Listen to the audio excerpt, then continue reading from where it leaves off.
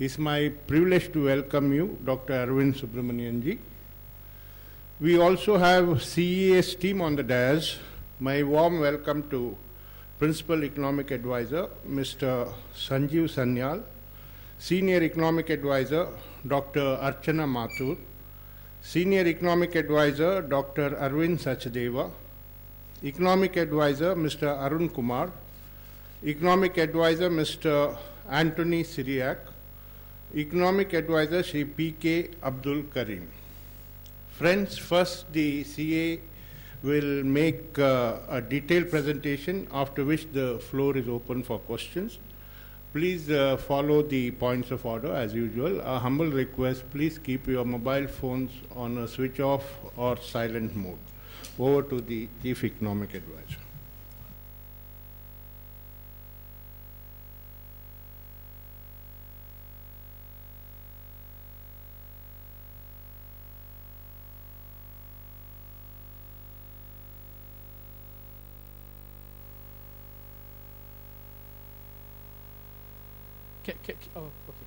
Can you hear me? Good afternoon, and thanks to everyone for, first of all, thanks to Frank. Thanks to all of you for braving the traffic. Of course, it gives me great pleasure in showing off this year's economic survey for 2017-18. Okay. So something like this, as you know, cannot be done by any one individual or a group of individuals. And I'm presenting this on behalf of a number of people. And I'd like to acknowledge some of them. My apologies, I'm going to miss some. In fact, if you look at the acknowledgements page or pages in the survey, it's really quite long, and I'm sure it should have been longer, so apologies. First of all, I'd like to thank the staff of the Economic Division, my colleagues who are sitting here, my officers of Team CEA, as we call it. I would also like to thank very much the physical act of actually producing it. It takes a lot of effort. I would like to thank the coordinating unit, its head, and especially Aftab and Ashwini for really having seen through the process very carefully. Lots of people who are not here have also contributed. Don't want to name all of them, but including some people in the US who came to contribute for this, to work for this. I'd like to thank them as well. I'd like to thank my colleagues who work with me, in the Ministry of Finance, especially the two that I work closest with, Dr. Hasmukh Adhya and Mr. Subhash Garg. I mean, one couldn't ask for better colleagues like that in the ministry to work with. Of course, I would love to thank my boss, the Honorable Finance Minister, without whom, of course, none of this could happen. His support, his guidance, the cover that he provides have just been amazing in making all these 4 surveys that we've done possible. So a very special thanks to him. Last but not least this year, I want to extend a special, very, very special thanks to a group of people who kind of don't get enough, I think, credit for the work that we do. In the last survey and in this survey, we've spoken a lot about how we use big data. And I'm going to show you this year as well. We've used a lot of big data to come up with new facts and evidence. But, we can work with big data only if we get big data. And we get big data, or we've got big data, thanks to numerous colleagues in government. The deputy secretaries, the undersecretaries, the joint secretaries, the directors, in their own quiet ways, they've been helping us enormously. And I'd like to thank 2 people in particular who are here. I want them to stand up, both for themselves, but also for who they represent. Mr. Nilendu Mishra and Mr. Prakash Kumar, please stand up. I'd like to thank, it's people like this who, with their generous time, support, and guidance, who make some of the work possible here. In fact, but for Mr. Kumar and his colleagues in GSTN, a lot of the work which I'm going to show you would not have been possible.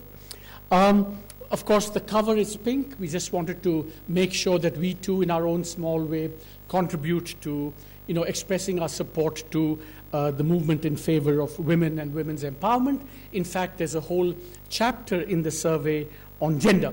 So with that, let me quickly get to the economic survey itself.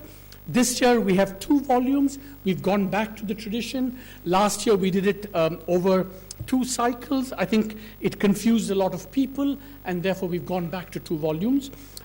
Volume 2 is, of course, the review of what happened over the last year.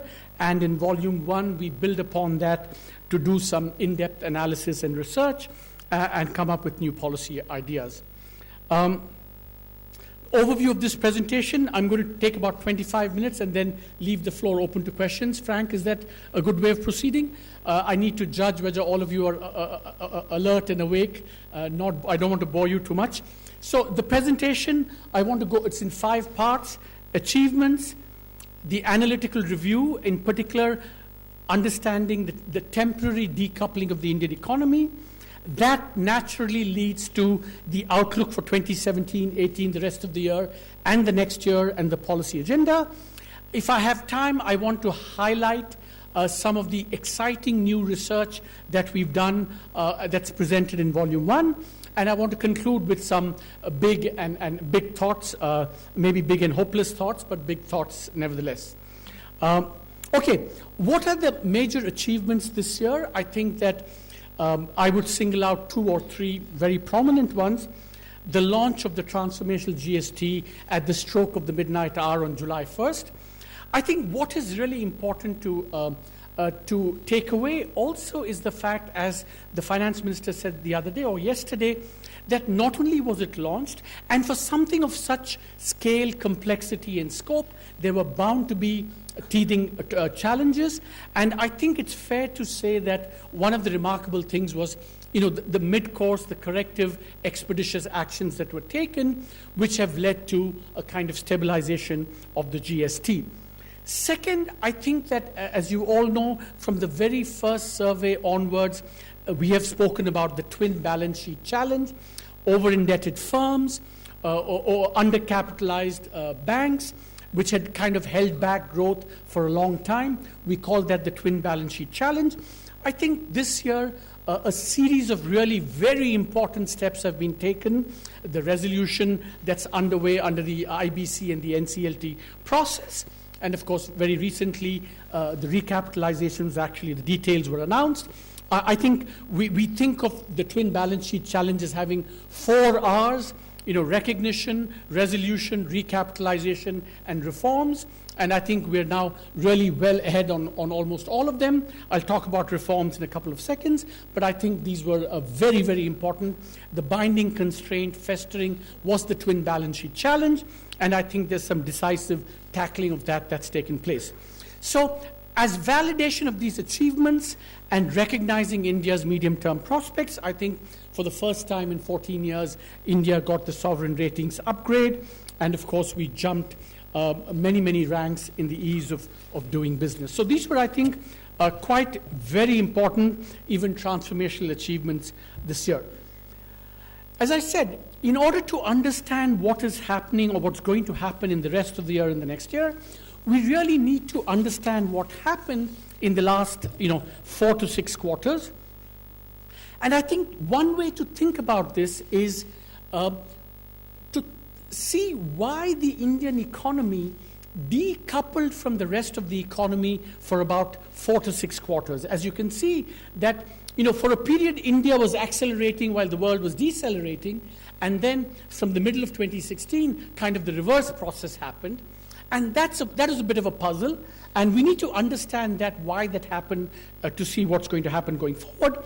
I think this temporary decoupling happened. We explained that in the overview chapter for 4 reasons. First, I think there was this competitiveness impact from the two major policy actions, demonetization and GST. And you can see that, I mean, this is not proof, but it's all suggestive evidence that for about 1 to 2 quarters, you can see highlighted in white how exports decelerated very sharply and imports accelerated very sharply. So that was kind of some evidence that there was an impact from the two policy actions. Then, of course, beginning in the early to middle of 2016, our interest rates went up very sharply. See how we decoupled from the rest of the world. So interest rates affected demand. In turn, capital came in, strengthened the exchange rate, as you can see on the right-hand side. That also affected our competitiveness. If you look at the trade balance and the services balance, they were affected by that, and that also had a dampening effect on real activity. And this was, again, different from the rest of the world. That's why we kind of decoupled from the rest of the world to some extent. The fourth factor, which I'll talk about later, is, of course, oil prices. Also, this year, oil prices went up. That affected consumption and the government finances, and that also held back real economic activity. So these kind of 4 factors contributed to the decoupling. And immediately you can see, therefore, what happens going forward. We see now that there is a robust and broad-based revival. I mean, several indicators of activity. We've shown manufacturing growth, GVA growth, even investment, exports, net private transfers, credit. They've all started to pick up. I mean, the direction is very good. The level is still below potential. Should keep that in mind. But in terms of directionally, the economy seems to be picking up quite nicely, quite robustly, and that's what's happening now. So in terms of the short-term outlook, remember that growth is picking up partly because the impact, the temporary impact of demonetization and GST have dissipated. Corrective actions have taken. I think the government is injecting a fair amount of demand into the economy. And above all, I think that exports have picked up quite briskly in the last 3 quarters, apart from that dip that I showed you. If you look at that same export chart and look at the last 4 quarters, you will see that Indian growth is manufacturing export growth is about 11.3%, which is very healthy and kind of broadly in line with the way the world economy is going. So exports are driving growth. The temporary factors are receding. Private investment going forward will depend a lot upon capacity utilization and the progress under the IBC. Consumption, I'm going to come back, is going to be a little bit challenged because of oil prices going forward. So the growth projection, which all of you have already seen, for 17-18, it's 6.75%. It's higher than the CSO's estimate, in large part because the CSO has itself acknowledged that they weren't able to fully take account of recent developments. So I don't think they would be at all, they would contest this projection in any way. 6.75 on the real, and also inflation is higher in the second half than the first half, which they weren't fully able to incorporate. We project nominal GDP growth this year for about 10.5%. And going forward next year, because of all these factors, we think that growth will rise to between 7 and 7.5. You've, of course, seen the IMF and World Bank projections, so this is in the ballpark. Now, all projections, these are projections. They have a lot of error bands around them. Nobody is perfect. I think there's both upside potential, but there's also challenges and risks that have to be factored in when thinking about this baseline forecast. Export growth could be greater. We find, for example, that exports are growing in line with world growth. There's a kind of a standard elasticity, but that is still lower than what this response of exports was in the previous period. So if export responsiveness picks up, export growth could be higher and overall GDP growth could be higher. And also, I think if the IBC process progresses well, expeditiously, if actions happen on time, if they're accepted without any glitches, then I think there is a chance that private investment, after so many years of languishing, could also pick up as well. But in terms of the downside risks, I think that we should all be aware of that, that there are factors that we should be very, very watchful about. If oil prices remain at current levels, I think there will be challenges. We know a rule of thumb, every $10 increase in the price of oil, GDP growth comes down by about 0.2 to 0.3%. The current account deficit will deteriorate by about, again, 0.4 percentage points of GDP, $10 billion. Inflation will be higher also by about 0.2, 0.3%. So I think we need to watch oil prices very carefully. That's a risk. Also, sharp corrections to elevated stock prices. Stock prices are elevated. I'll come back to that in a second.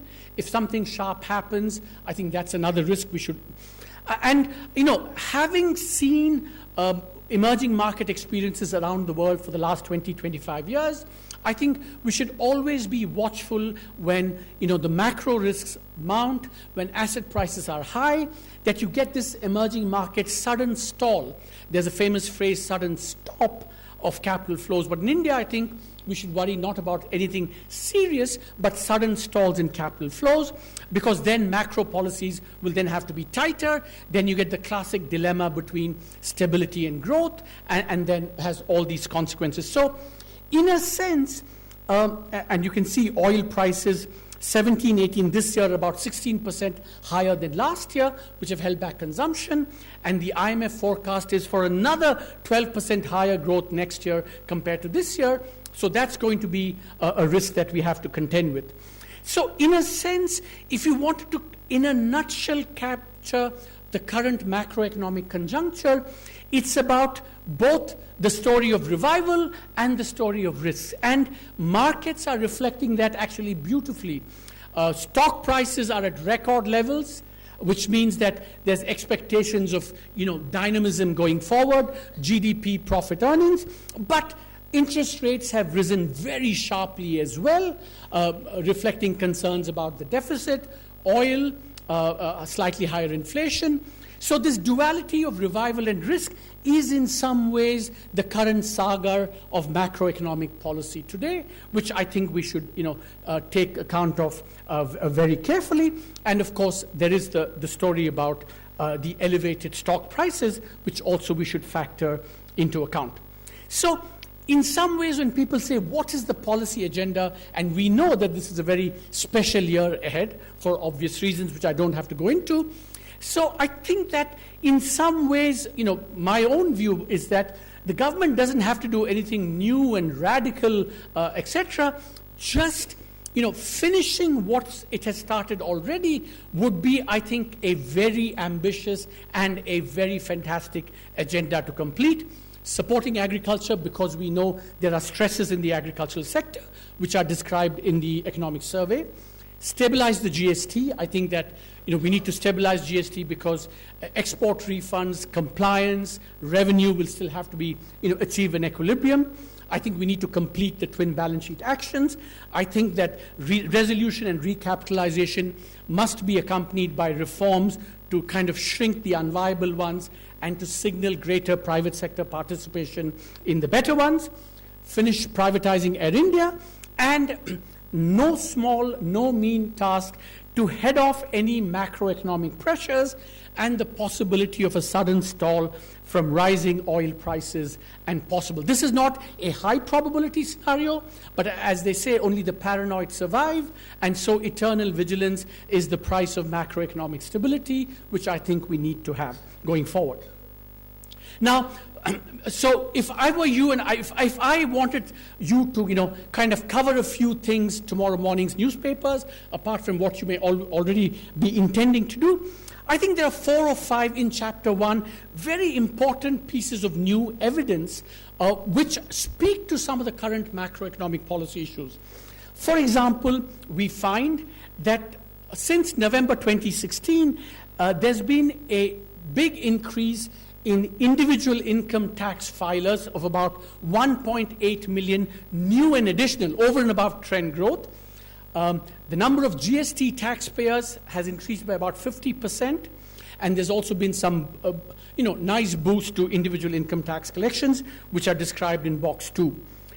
Second very important thing about understanding GST revenues, when the GST numbers for January came out, 2 newspapers had exactly the opposite interpretations of the data.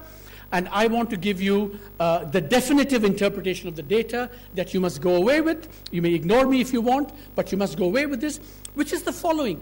Interpreting GST revenues has been really confused, complicated, 11 months, 12 months, IGST, CGST, etc., etc. Forget all of that. If you want to see how the GST is doing, look at what were the pre-GST revenues, which was something like, I think the number is 9.6 million in 2016-17, and what is the total sum of GST revenues this year, and then you have to make some adjustments for one-off factors. If you do that, we find that GST revenues are growing at about 12%, and the buoyancy is well above historical. So for such the early experience of such a transformative change is already providing fairly buoyant revenues. So I think the promise going forward is very good. Similarly, I think we showed that the textile package had some important effects on one particular sector, ready-made garments, not all, which you should look at. One point I want to emphasize to all those market watchers here is that our view is that markets are misinterpreting the borrowing by central and state governments. Markets kind of correlate in a one-to-one fashion market borrowings with the underlying fiscal deficit. In India, that's not quite right. In fact, it's wrong. You should read box 8. And our estimate is that about 40,000 crores of extra borrowing by the center and the states does not reflect the underlying deficit by either of these. So I think that's an important message. It's also, for me, it is a valuable learning experience to understand how to think about borrowing, the deficits, and other aspects of our fiscal arrangements. Last, important, there's a whole 3.5-page box on how to think about the Indian stock market boom. It is different from what's going on around the world, but for very different reasons. And you should read up that. But I think that what the takeaway from that is that there is no room for complacency on this level of asset prices. We need heightened vigilance. Bottom level on a scale of 0 to 10 is 0 or 10? Stamina for 10 to 10 minutes, 15 minutes? Yeah? I take it yes? Yes? Yes, yes. Not from this side, that side. Okay. So I want to highlight some new analysis and research that we've done. Not everything, but a few highlights. I think that, if you read chapter 2 on the GST, again, thanks to the cooperation we got, I learned 8 things about the Indian economy that I did not know. It's just amazing how much the GST is going to, forget about taxes, revenues, buoyancies, etc. Our understanding of the Indian economy is going to increase by an order of magnitude, and we have some early samplers from that. For example, I told you about the increase in indirect taxpayers. Also, how many, taxpayers filed under the GST who did not have to file, who did not have to be part of the composition scheme. Huge numbers. For the first time, I think we have estimates of the size of the formal sector in India, formal sector employment, formal sector economic activity. And I think I was blown away. So, for example, if you take the stock of formal employment in the non-agricultural sector, our estimate is that between 30 and 50% of this workforce is employed in the formal sector. It's a stock estimate, not a flow estimate.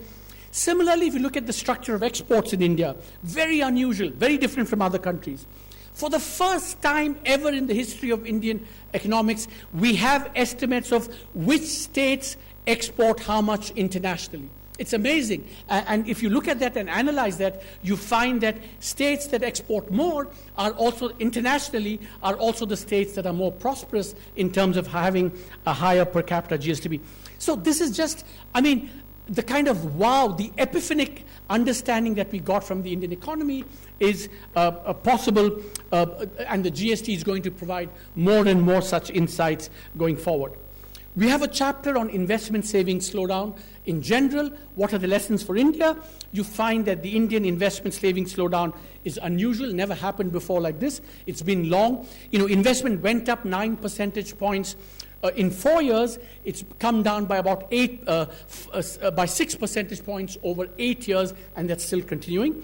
And I think this has implications for how quickly investment will turn around. One very important thing is that, you know, people, if you think about India, and in fact all over the world, people think investment and savings are the same, you know. I mean, routinely people will say, we must raise investment, we must raise savings. But actually there's a big difference. It's actually very much more important or urgent to reignite investment than it is to raise savings, for example.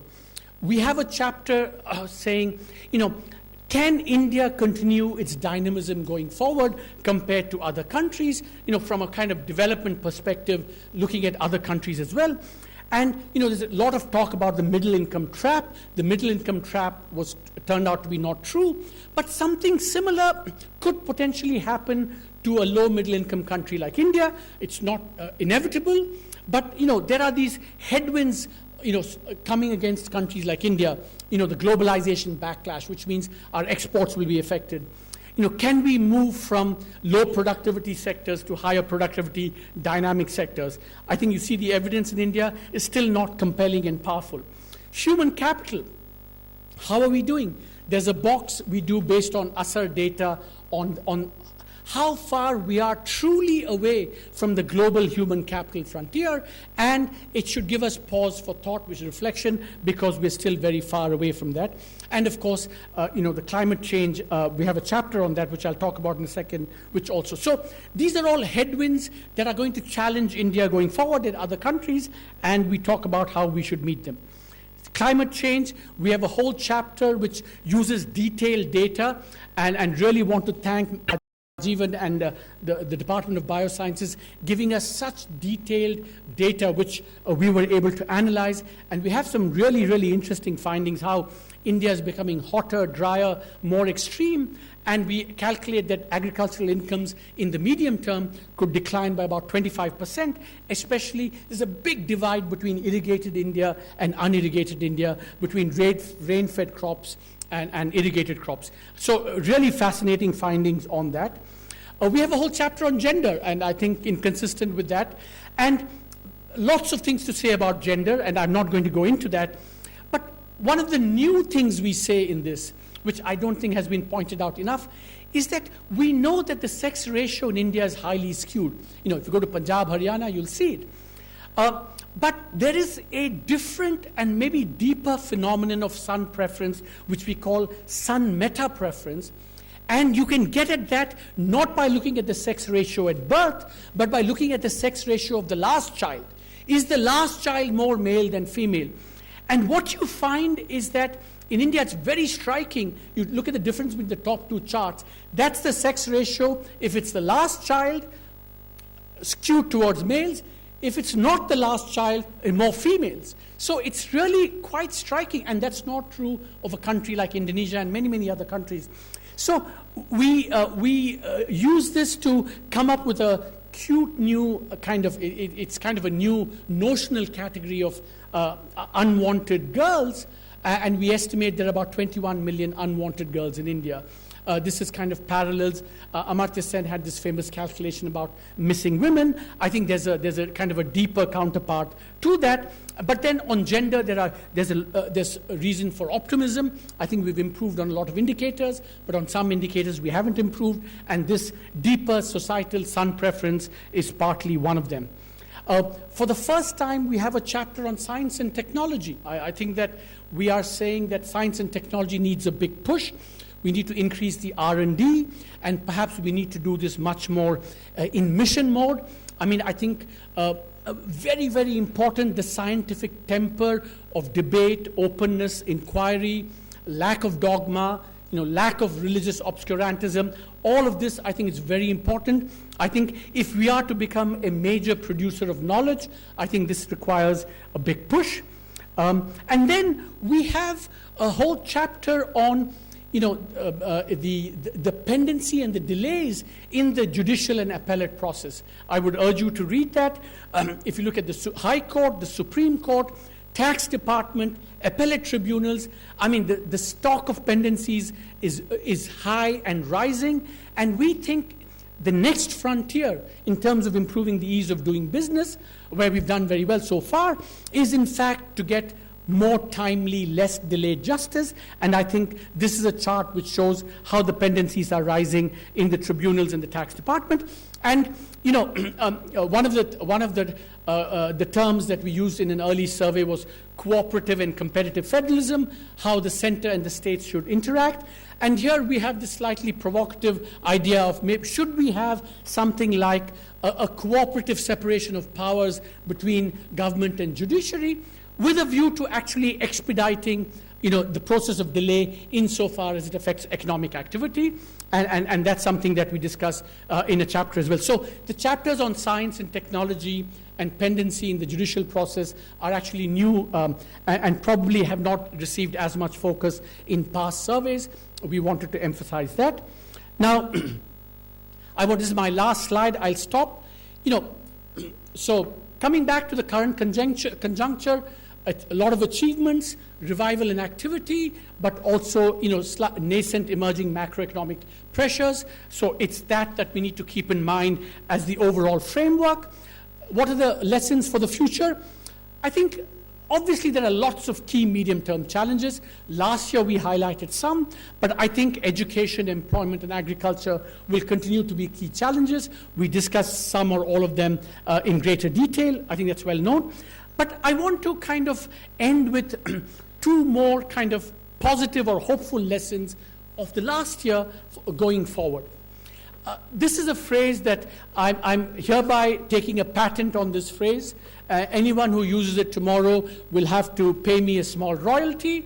And this, if you look over the last 50, 60 years in India, and I'm generalizing and being very glib, I think we've moved in terms of our attitude towards the private sector and the role of the private sector from crony socialism to stigmatized capitalism. I think that's where I think we've been for many years. Stigmatized capitalism, that's why we're very ambivalent about the private sector. I think that that is what made reforms in terms of the twin balance sheet challenge so difficult. The fear that you could end up favoring, the private sector, especially those who did these bad things or imprudent things during the infrastructure boom.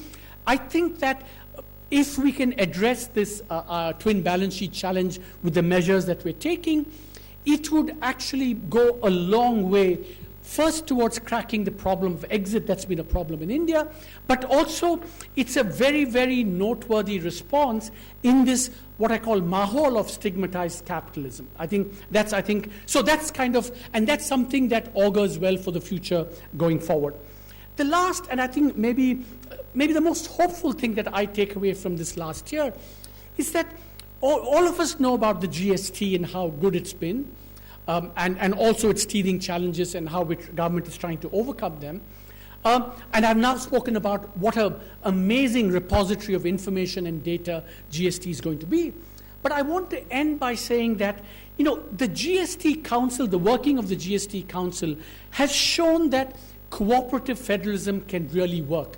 I mean, if you look at the quality of discussions, the tenor of discussions, and I am firmly of the view that, or let me step back, when people say, what does India need to do by way of policy reform, I can name 20 and you can probably name 40 even better than my 20. But always the question is, how do you get this thing done? Especially in areas where states are involved. I think that's the question that we really have to grapple with.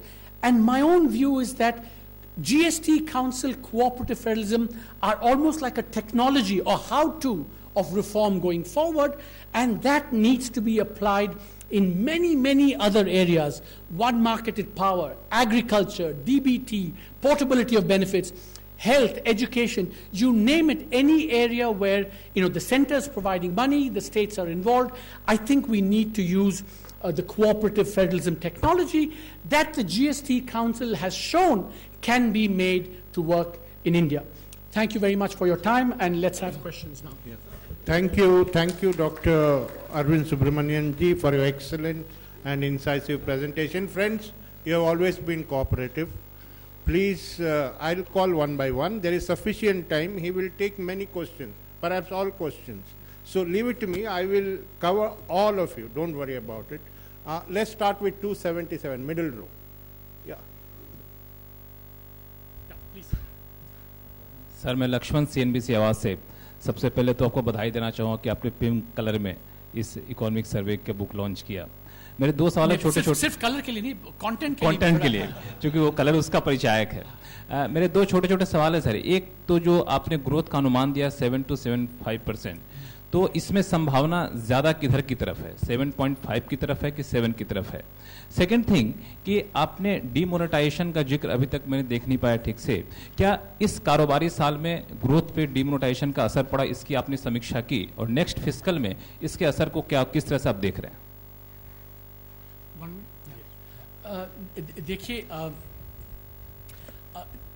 जब हम 7 to 7.5 देते हैं range, अक्सर से लोग उसका interpretation करते हैं कि एवरेज होगा मोस्ट लाइकली, और एक वजह से वो ठीक है, पर I think this time I don't want to say कि बीच में होगा, कि क्योंकि ऊपर भी हो सकता है, नीचे भी हो सकता है, and there are factors both ways. So अभी के लिए unless we get more data, I don't want to assign probabilities to where we're going to be in that. So that's one. On your जो आपने demonetization पूछा, हम पिछले साल demonetized GST का transitional impact पड़ा, and the pickup in fact is because those effects अभी जो हैं वो हमारे पीछे more and more होते जा रहे हैं. तो गोइंग फॉरवर्ड उनका मतलब जो इम्पैक्ट था जीएसटी का और डिमोनेटाइजेशन का, उसका मतलब आइदर कम और नेग्लिजिबल होगा going forward, and that's why the economy is also I think putting those behind and coming back to its medium term potential. I just wanted to say that at 7 to 7.5% जो है, India would once again be the fastest growing major economy in the world. Yeah. Deepika, 1 minute, but try and not club too many questions. Let all your friends have a chance, please. Yeah, Deepika. Please speak into the mic. Yeah.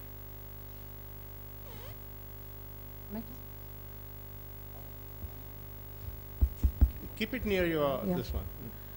So you cited stock market rise as one of the risk factors, which so you think in terms of taxation policy, there can be some correction which needs to be made, because that's encouraging flows into the stock market? You know that those are questions that we cannot have provide answers to. You'll have to wait for the budget for answers to questions like that.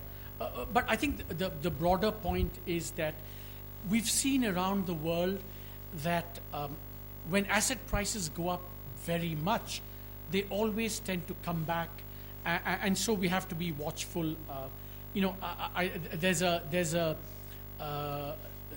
There's something you should read, and I might as well say this. When we always analyze asset prices like this, I think there are two dilemmas here. You can either make the mistake of saying, "Oh, this time is different, and stock market prices are justified." That's one mistake you can make, or you can say, "No."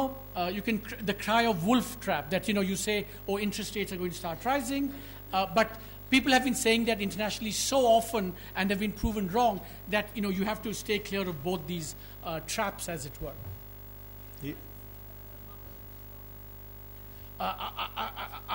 Let me just say that the higher prices go, I think our vigilance should increase correspondingly. Yeah, Sapna, briefly. Yeah, Sapna briefly. here from CNBC TV 18. Sir, in fact, one broad question. You mentioned very clearly, the markets have misinterpreted the government's additional borrowing, and I think it has come down by 30,000 crores to 20 is what they will borrow additionally. It doesn't really have a direct correlation with the fiscal deficit moving up or down. So can you please explain that, number one? Number two, sir, there is no clear inflation forecast, I suppose, for FY19. Would you like to elaborate? And what does it really imply for the fiscal roadmap ahead, keeping this borrowing angle that you have mentioned so far? See, I think let's be clear about two things. Your first question referred to, what the government said about how much it was going to borrow. And the Secretary of Economic Affairs made very clear what the final borrowing requirement is going to be for this year, right? That's one issue, and then, markets have interpreted that as they want to. But, No, I think I don't have a view on that. Our point is quite different, is that whatever the borrowing that's been done by the center, and especially the states, markets have misinterpreted that, because in the case of the states, for example, this year, we expect that about 60,000 crores are going to be financing, the market borrowing is not financing new deficits, but just a change in financing away from the NSSF towards market borrowing. And that's not new deficits. And I don't want markets to misinterpret that. That's the key point. Yeah, please. Yeah. Similar. There's a second question about, what is the second question? Yeah, inflation, yeah. You see, look, there's a very simple answer to that, is that we have an inflation targeting framework. There is a preferred target of the RBI, which is, the midpoint of the range. So for all practical purposes, that has to be the forecast. So, Arup with Business Standard this side. Yeah, please. I'll come back one by one. Everybody will get a chance. Yes. So, Arup with Business Standard. Sir, so are you saying that in spite of additional borrowing of 200 billion rupees by the center, that will not affect the underlying fiscal deficit target for the year? No, I did not say that. I think that underlying borrowing that happened reflects a certain deficit, which you will all find out what it's going to be on budget day. But I think over and above that, markets have potentially misinterpreted, especially what the states have been doing. Yeah, Shishir. Sir आपने जो 10 fact शिशिर हाँ. जो आपने 10 fact की बात की, उसमें से 9वां फैक्ट है कि own direct tax collection by Indian states and local government. जहाँ तक हम लोग की समझ है कि इंडियन जो स्टेट्स हैं वो डायरेक्ट टैक्स कलेक्ट नहीं करती हैं, तो ऐसे कौन से टैक्सेस हैं जिनके बारे में आप बात कर रहे हैं? और दूसरा मेरा सवाल ये है, जो दीपशिखा ने भी पूछा था कि शेयर बाजार की तेजी को लेकर के बार बार चर्चा चल रही है, आपने भी कहा है कि विजिलेंट होने की जरूरत है, क्या एक बबल है ये? ये पहला क्वेश्चन मैं एंथनी से पूछूंगा कि क्या डायरेक्ट टैक्सेस हैं स्टेट्स और local governments. Anthony? Predominantly there are two. One is the tax on land, second is the stamp duty. And on the जो सेकंड क्वेश्चन है, देखिए बहुत सारे लोगों दुनिया में बहुत मिलियंस ऑफ डॉलर्स खोया है, बबल ये है, बबल ये नहीं है, बबल वो मैं वहाँ मेरे पास पैसा नहीं है उतना लूज करने का, गैम्बल करने का। पर I think that the only thing is that see remember in all this, I know that all of you are interested in bubble hai ki bubble nahi hai, but if you read box 9, I think the important thing is to understand why it's happening and how it's different from what's happening elsewhere in the world. And the Indian stock market, this boom is very different, and make no mistake about it, it's very different because it reflects, एक तो हमारे interest rates बहुत high हैं, second it reflects a massive portfolio reallocation by investors, households, away from gold, financial saving, and real estate into stocks. That's not happened to the same extent, and part of the reason it's happened in India is because of the policy actions. So this makes the Indian stock market very interesting, but also something that we have to monitor very carefully because it's very different from elsewhere. And that's why heightened vigilance is called for. So, Yes, sir, I'm Ruchi Bhatia from ET now. Yeah, Ruchi, 1 minute. I'll come back to you. I pointed out to her. Yeah. So good afternoon. This is Surabhi from the Hindu Business Line. You've spoken about high crude oil prices. What kind of a level of crude oil price would the government be comfortable with? And secondly, sir, does this also warrant a cut in the current excise duty rates? Thank you. On oil. Yeah. Just to follow up on that. Sir, just to follow up on that, since we are talking about crude oil prices and and you also said that we need to be more vigilant about the rise in crude oil prices, does it also mean that in terms of vigilance, the government may just reverse on the existing, subsidy, the fact that right now a lot of it is passed on to the consumers, point number one. And secondly, do you think the RBI in a way should take into account the rise in crude oil prices when they do their monetary policy calculations as well? Yeah, let me answer the set of questions on oil, right? What is the comfort level of government? I think obviously the lower the better. That's what is, and let me do a sort of a little bit of a mea culpa and say kind of where, to some extent, I myself and we had all misread oil prices. We had thought that oil would not go above 55, at most 60. And I think we've been proven wrong on that, and I think we should admit that. But I do think that there are two things that have contributed to that. Why, in a way? One, of course, is that we thought shale oil would come back at about 50-55. So far, it hasn't come back to the same extent that we wanted to, because I think we've discovered that the shale producers now are more concerned about profit margins than about just expanding activity. So the response has been less, it's been less responsive and less quick. Second, which was a completely unforeseeable thing, is what's happening in Saudi Arabia. I think that the Aramco listing is making oil prices much higher than it would otherwise be. And I don't want to get into all the geopolitics of that, but I think that's what's contributed to that. Now, how should we respond to that? I mean, in terms of your question, the RBI, obviously, it already takes that into account in its inflation projection and therefore its monetary policy. So I don't think, we need to tell the RBI to take that into account.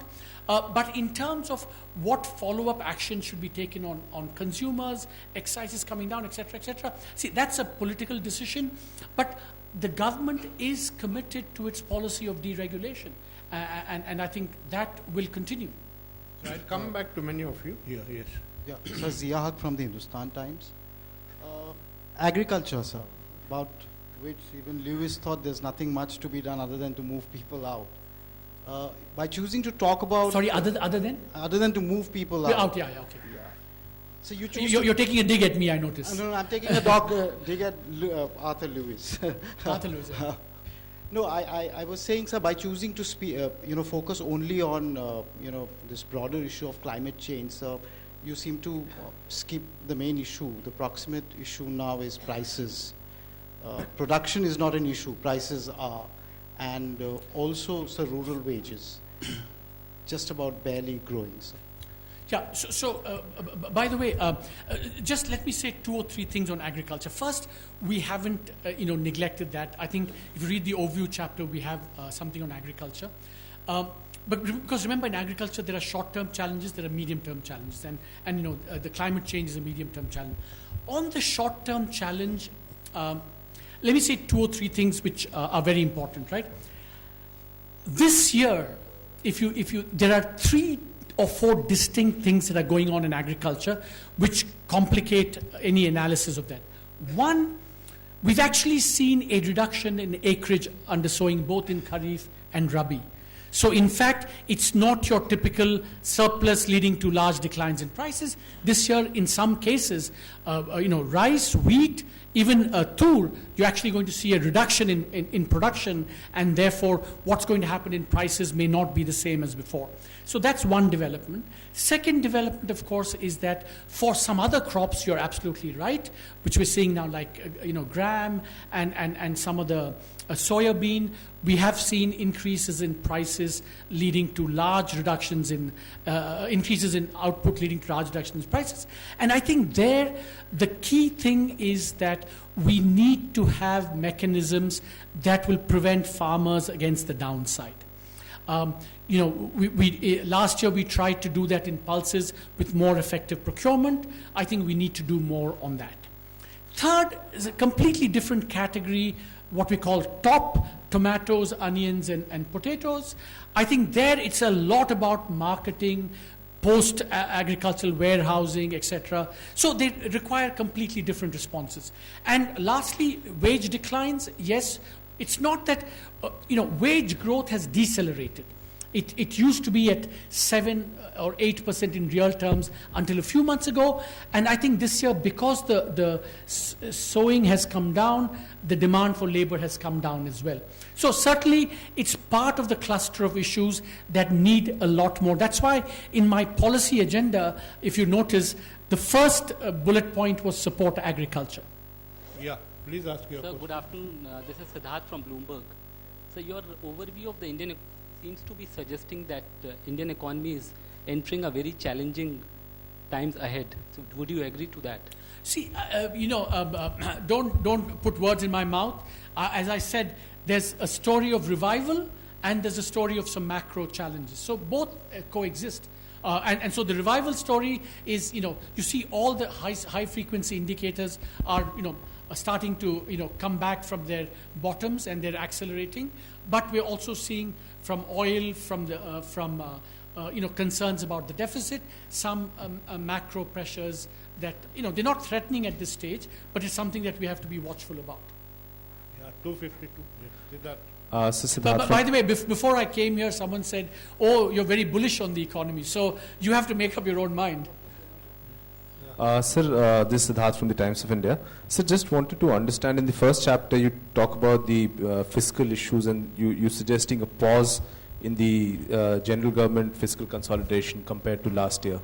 This is on page 24. Is that a correct reading? See, I think that the Secretary has made clear what the borrowing is going to be this year. I think we'll have to see what it implies for the deficit. This has been an unusual year because of GST and demonetization, so we'll have to see. But no surprises, all these are well known. Yeah. Sir, this is Chetan from Business Television India here, right in front of you. Sir, I would like to ask you, just mentioning about the agricultural reforms that the country needs to undertake. So can you suggest some medium and short-term measures that you are planning so that we can achieve farmers for income, or doubling farmers' income by 2022?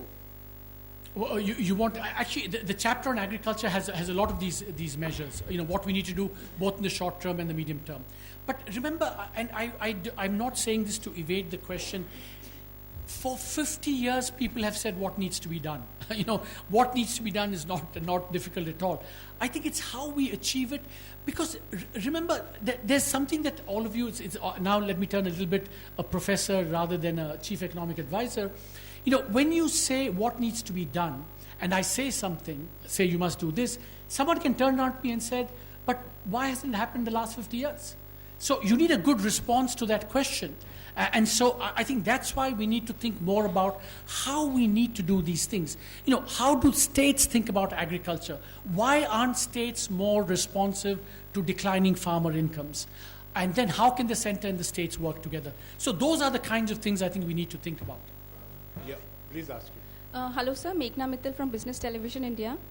This year, currently, we are estimating a below 7% GDP, which we are planning to achieve above 7% in the next financial year. So I want to know, this twin balance sheet problem and the private investment, which is currently stalled. Do you think it can pose some kind of risk to the growth in the next year? See, I think maybe Sanjeev might want to add something as well on this, depending on what's happening in the bankruptcy. See, I think that, look, I think truly some very important actions have been taken, because private investment was stuck for a long, long time, right? and that's because corporates had too much debt, banks couldn't lend, and now. So my own view is that the faster, quicker, cleaner the IBC process is going to be, the quicker this will come around. And also, remember, as growth picks up, there will be more demand as well.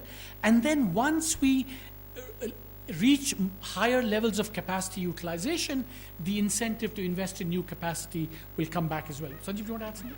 Yeah, I mean,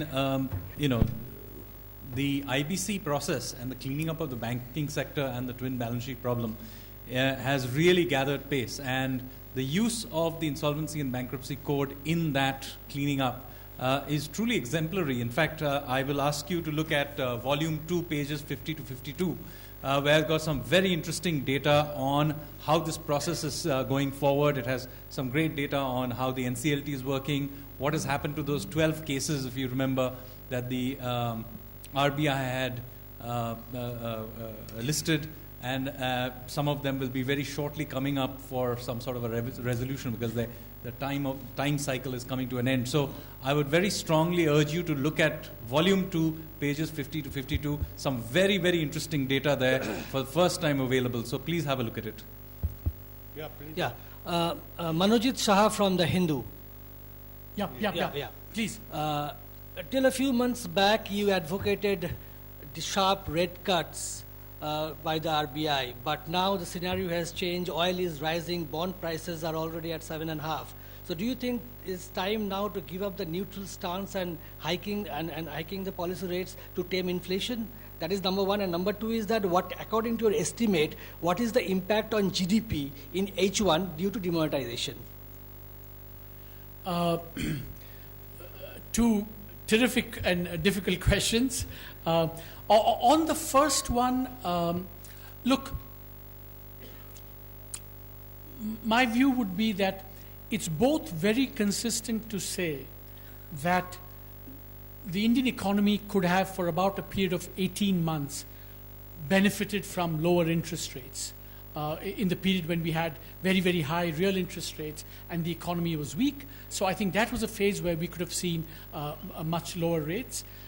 Now, clearly, the cycle has turned. Inflationary pressures have re-emerged. So it's not just that inflation is picking up, which is one, but also the fact that if growth happens, output gaps will also start narrowing. So from both those perspectives, the stance on monetary policy naturally has to change. As Keynes famously said, when the facts change, I change my opinions. What do you do, sir? So I think there's been a change in the underlying facts. On the second, I don't think we've done any specific calculation, but we can see some evidence. In the July volume, we showed, for example, there was some impact of demonetization on the informal sector, which got reflected in increased demand for Manrega. If you read that, what we find this time is that maybe not necessarily just demonetization, but certainly GST for maybe 3 to 5 months. We saw an impact on competitiveness reflected in exports coming down very sharply and imports rising very sharply. It's very unusual. It happened only in India. It didn't happen in other countries in the world. And that's kind of the GST come a little bit of demonetization impact as well. So Dheeraj here from the Economic Times. You have made a strong case for disinvestment of Air India. Do you think government needs to further embark on a higher stake sale program, including other PSUs as well, so as even if the fiscal deficit target is a bit given a bit of leeway, that could be covered through that? See, I think let's always keep aside the fiscal motivation for doing disinvestment and the real underlying efficiency motive for doing disinvestment, right? I think that there is a strong case that for underlying efficiency reasons, not just efficiency, but just stopping the bleeding reasons for the government, right? I think, and the government is aware of this. Niti Aayog came up with a list of things that needed to be disinvested. I think my own sense is that there's kind of a classic dilemma, right? if PSUs are doing well, you say it's national wealth, national patrimony, you don't want to. If they're not doing well, then it's very difficult to disinvest them. So it's kind of a dilemma that you always have when you do disinvestment. But I think the principle that we should expand strategic disinvestment for underlying micro efficiency reasons are compelling, I think. Yeah, please. Sir, I'm Ashutosh from Business Television here, sir, here. There are many people from Business Television today. Sir, my question is on the survey indicates that the GST revenue base is at about 65 to 70 lakh crore. crore. Yeah. Now, do you see it rising, and by how much? Also, as far as crude is concerned, the outlook that you have given in the average increase of crude prices is that of about 12%. So is that not a very conservative outlook, given the fact that the crude prices have gone at least in the range of 25 to 27% in the last year? So what is the basis on which this average increase in crude very simple. That's just the IMF forecast, and that itself is based on futures prices. I think nobody, least of all any of us, can have a special forecast on oil prices. That's just what everyone, kind of the consensus view on that. Okay. Your first question about GST base going forward. See, here, we actually haven't done the calculation for the new base, but my sense is that you are going to see a big increase over time, both in the people who are already filed, who are not paying enough, like the composition scheme is still getting not enough from that, new filers, but I think the process of compliance is going to improve quite substantially, and I think it's going to become a very buoyant source of revenue. Because remember that, as I said, for me, the most compelling evidence is already that for such a disruptive change, and a lot of teething challenges, collections have been, reasonable, very reasonable. In fact, almost, robust, I would say. Yeah, please. Hello, sir. We'll take questions from all the raised hands. Don't worry. Rupam from Reuters. Just on renewable energy, you speak about subsidies could be revisited. Could you explain a little more about renewable energy and what policies you all are working on? See, I think that I think the government has a very important renewable energy objective. The Prime Minister has made very clear that we have to get 175 gigawatts. That's our international commitment as well. And everything that needs to be done to achieve that, I think, is being done. The question always was and is that with this sector developing so rapidly, are the circumstances the same today in terms of how much support it needs as they were 5 years ago, when, for example, technology meant that costs were much higher then? Technology has really brought down costs a lot. So it's a kind of a dynamic process of evaluation that you need to do all the time.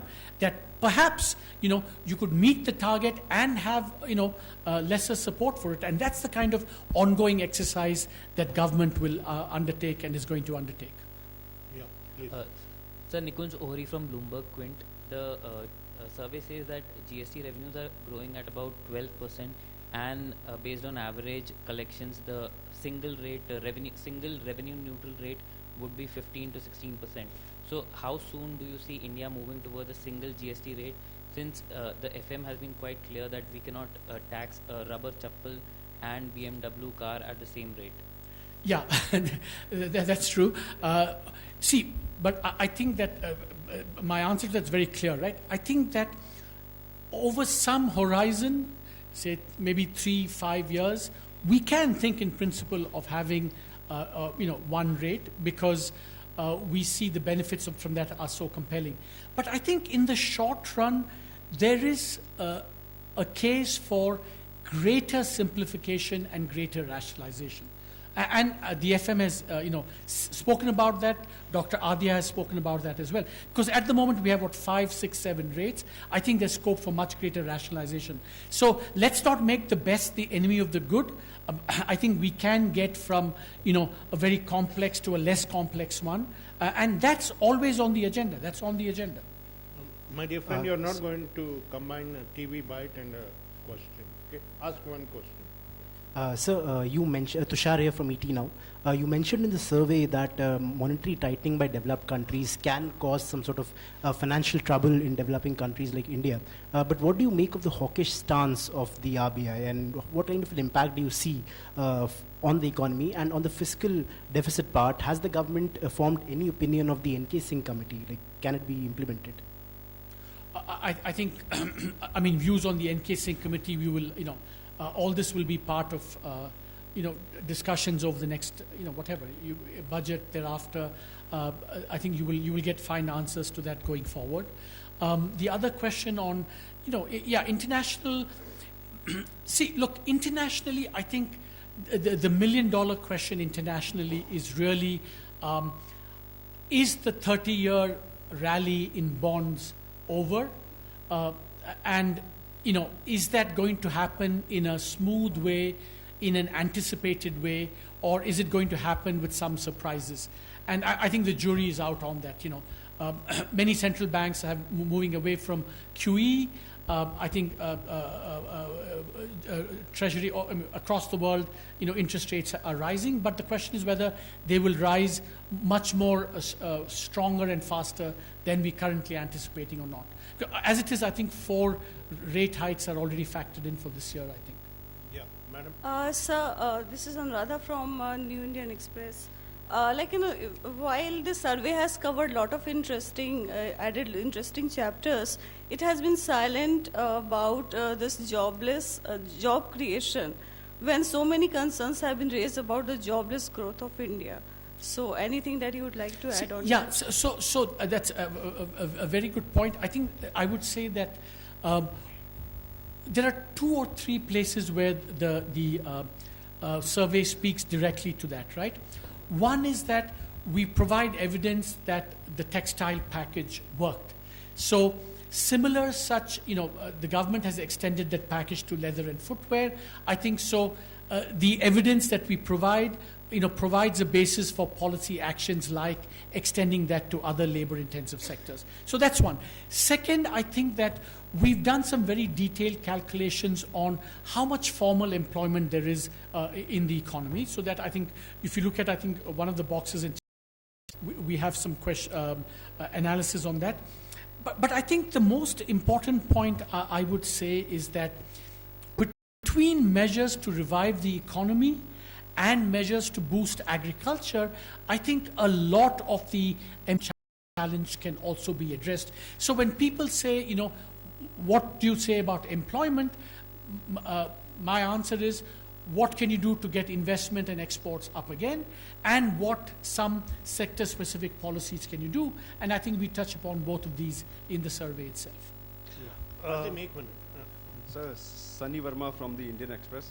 I just want you to take you back to the first economic survey where you argued that given the political mandate for reform, India has reached a sweet spot, rare for nations, where we can hit the double-digit growth trajectory in the medium term. Now, given the CSO projections of 6.5% for this year, which former CEA Kaushik Basu says is below the 30-year average growth for India, and you highlighted that GST has stabilized, demonetization pain is behind us, ease of doing business ranking has increased, and series of reforms have taken place. How do you explain this conundrum from the fall from the expected double-digit growth to 6.5% growth for this year as per CSO? Our number is 6.75 now, so it's not 6.5, right? Terrific question. Yeah, terrific question, and I'm glad you took me back to that first survey where we spoke about the sweet spot, right? Look, I think that relative to that assessment, so a few things have happened, right? As they say, stuff happens, right?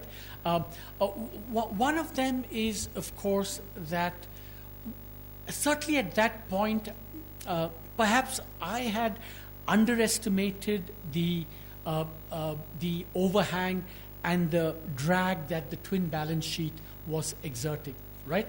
So in that sense, I think the twin balance sheet was exerting a bigger drag than, certainly I had expected it to at that point in time. So I think that's going to, now that's changing, and therefore, if that comes back, I think we can expect to go back towards a medium term.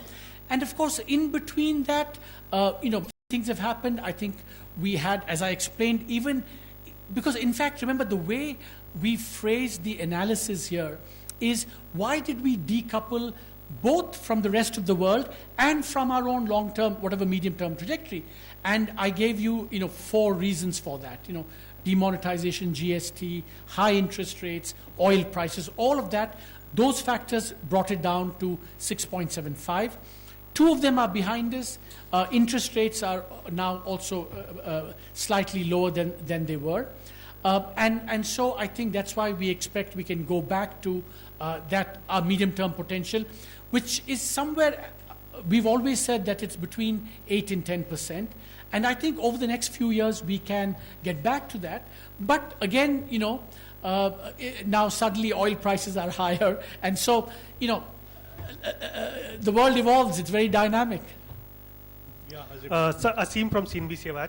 अगर agriculture की बात करूँ तो पिछले 4 साल में growth जो है स्टेगनेंट रही है, रेवेन्यू जो है वो स्टेगनेंट रहा है. हम अब बात कर रहे हैं 2022 तक किसानों की इनकम डबल करने की. तो हाउ रियलिस्टिक इज दैट, और व्हाट स्ट्रेस आपने कहा कि उसको देना पड़ेगा, उसको थोड़ा सा सपोर्ट देना पड़ेगा, तो कौन सा सपोर्ट हम एक्सपेक्ट कर रहे हैं गवर्नमेंट से? देखिए अगेन मैंने पिछले क्वेश्चन में यही पूछा था, और मेरा सवाल तो वही है. देखिए I think farmer income double करने की, I think there are 2 things. एक, जो फार्मर को जो शॉक्स होते हैं, you have to protect against the downside, वो पहला करना पड़ेगा. जैसे प्रधानमंत्री फसल बीमा योजना, डेफिशिएंसी पेमेंट्स, अभी ये मध्य प्रदेश में चल रहा है, minimum support price, procurement, price stabilization, those are things to protect against the downside. एंड पिछले 2 सालों में ड्राउट भी हुआ था 2 साल, उसके लिए government has taken some actions.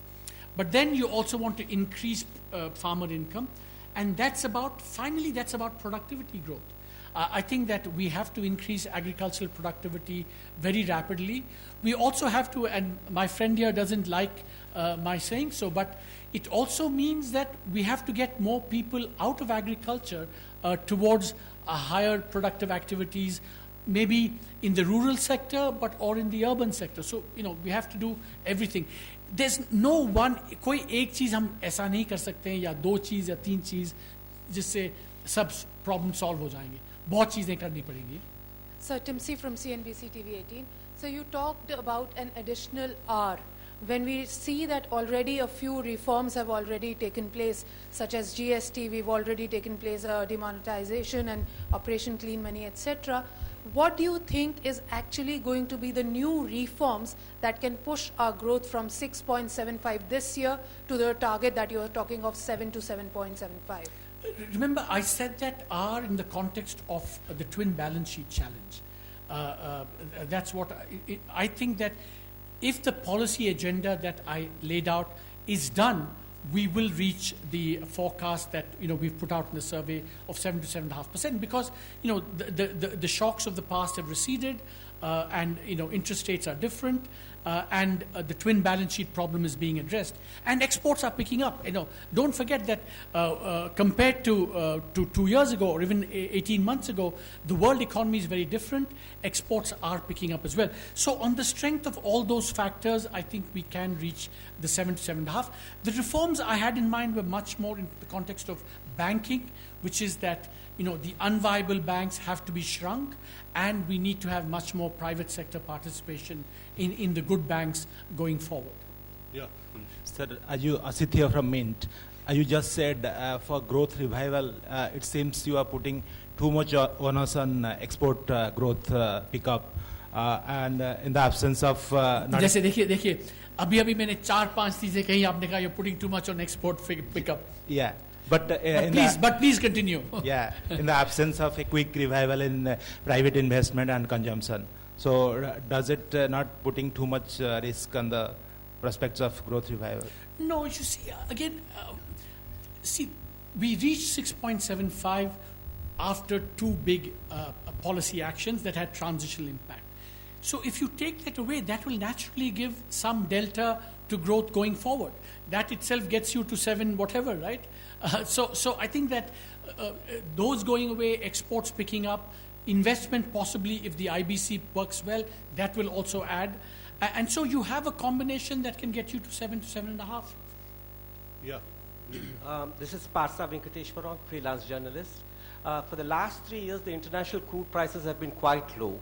Did India take advantage of that, and will it help in cushioning in the next 1 or 2 years?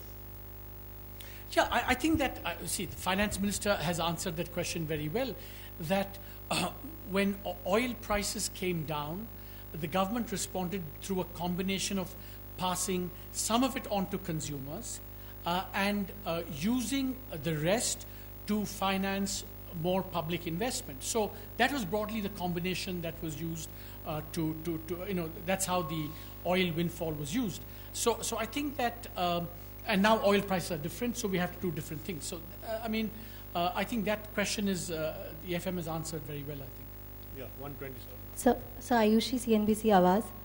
Boolean and James and jewellery sector के लिए आपके क्या व्यूज़ हैं? गोल्ड पे इंपोर्ट ड्यूटी काफ़ी ज़्यादा है, उसमें स्मगलिंग भी बढ़ रही है, तो आपको क्या लगता है कि एक सेक्टर के लिए कॉम्प्रिहेंसिव पॉलिसी लानी चाहिए सरकार को? आपके views? I will pass it on to any of my colleagues who want to speak about gems and jewelry. Anyone on gems and jewelry? Huh? No one has a strong view on gems and jewelry?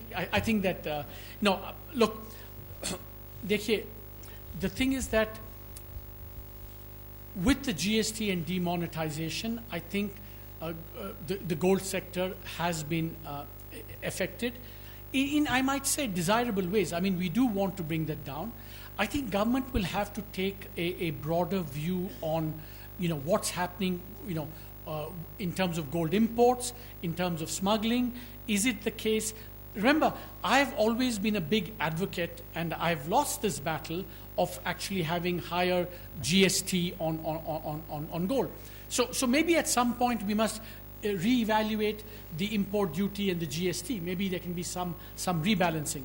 But let people get used to the the new taxation under GST of gold, and then I think we can reassess. Yeah, please. Sir मैं आलोक जी business से sir. आपने sir कहा है कि ease of doing business को achieve करने के लिए एक ज़रूरी कदम ये होगा कि जुडिशियल पेंडेंसी को ठीक किया जाए सर. इसमें आपने कुछ सजेशन भी दिए जिसमें आपने कहा है कि लोअर कोर्ट को स्ट्रेंथन करने की ज़रूरत है. तो आपका क्या मानना है कि अगला जो बड़ा कदम सरकार का होना चाहिए जुडिशियल रिफॉर्म्स की तरफ होना चाहिए? जुडिशियल रिफॉर्म होगा तब जाके ease of doing business achieve हो पाएगा? हाँ, इनफैक्ट हमने उसमें बहुत सारे रिकमेंडेशंस दी हैं.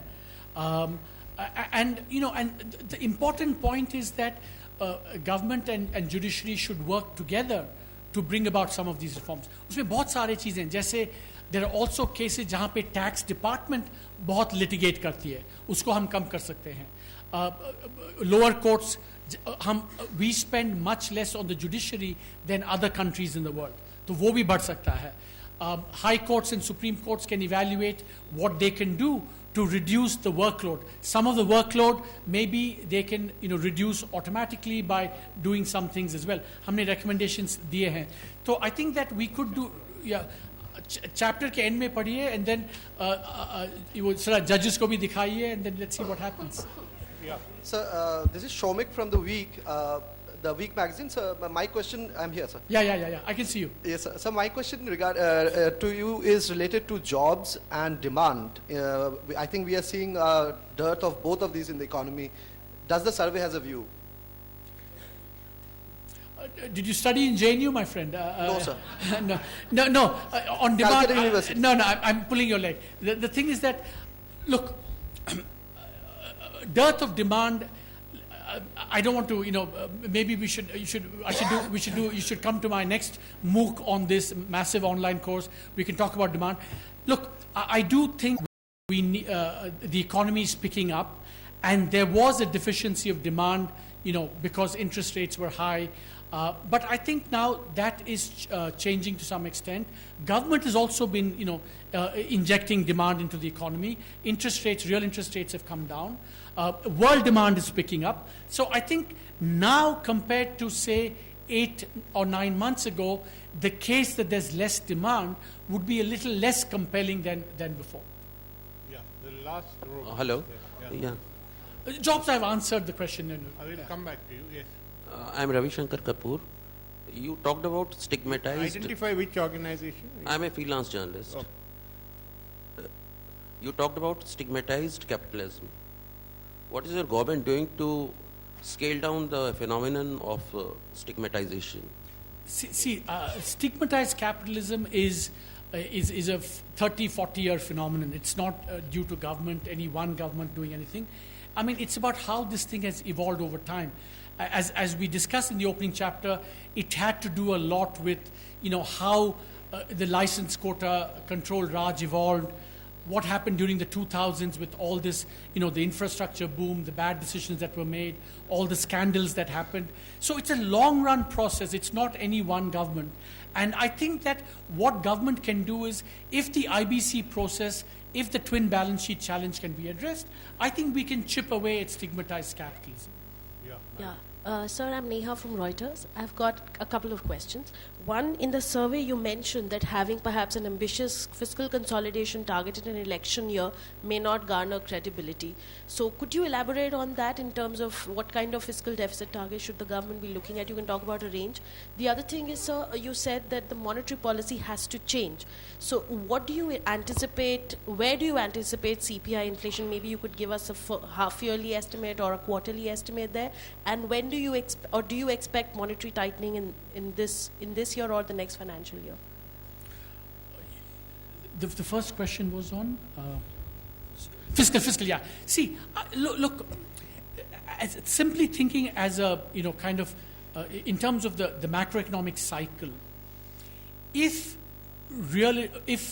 activity is picking up, output gaps are closing, and inflationary pressures are mounting, you would say that you should actually have a pretty healthy fiscal consolidation.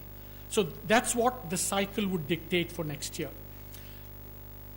However, you also have to take into account the fact that, if you make, you can't make promises that would be difficult to meet.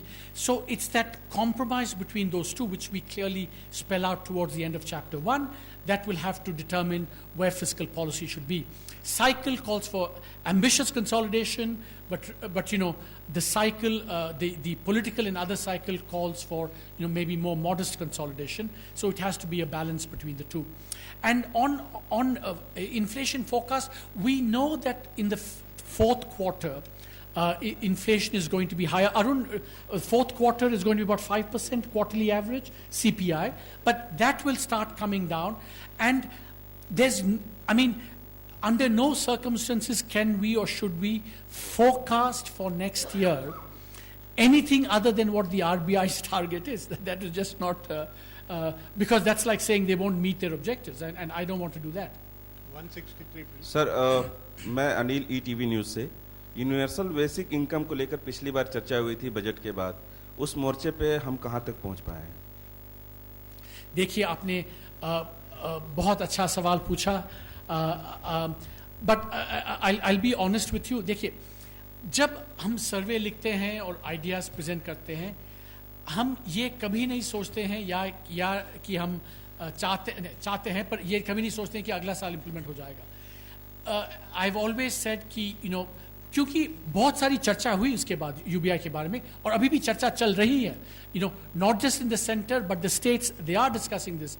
And मैं आपसे एक शर्त ले सकता हूँ, अगर आप लेंगे तो मेरे साथ, कि within the next 2 years at least 1 or 2 states will be implementing UBI. Sir, Ritu Parna from CNBC TV 18. Sir, it's a follow-up question to Aset's question on exports. The WTO projections say that in 2018 the world trade would gain a lot of traction, but in 2019, 2020 that traction would be coming down. So how are you saying that exports will be a big driver of this growth that you are projecting? Will it be through government incentives? Because ultimately it's competitiveness which will give us more market access in other economies. So look, let me say 2-3 things. I'm glad you asked that question. The IMF is projecting higher growth next year than this year, 3.9% relative to 3.7%. Point one. Point two, the interesting thing about 2017 is that world trade to GDP ratio is going back from the very, very low levels of the global financial crisis. So essentially, for not only is GDP growth picking up at the world level, but for every unit of GDP growth, the amount of trade is picking up as well, as it was in the 2000s. So both of these factors will help India on both those. So that's why we are projecting robust export growth this year. However, you're absolutely right, is that that's the demand effect on exports. They're also affected by relative prices. If our exchange rate keeps appreciating, then some of that benefit will be clawed back. So that's why we need to work both to take advantage of the increase in world growth and trade and improve the competitiveness of our economy. Then we'll get the double benefit from what's happening in the rest of the world. That's the last question. Last question, yeah. Nikunj from Bloomberg Quint, I have 2 more questions.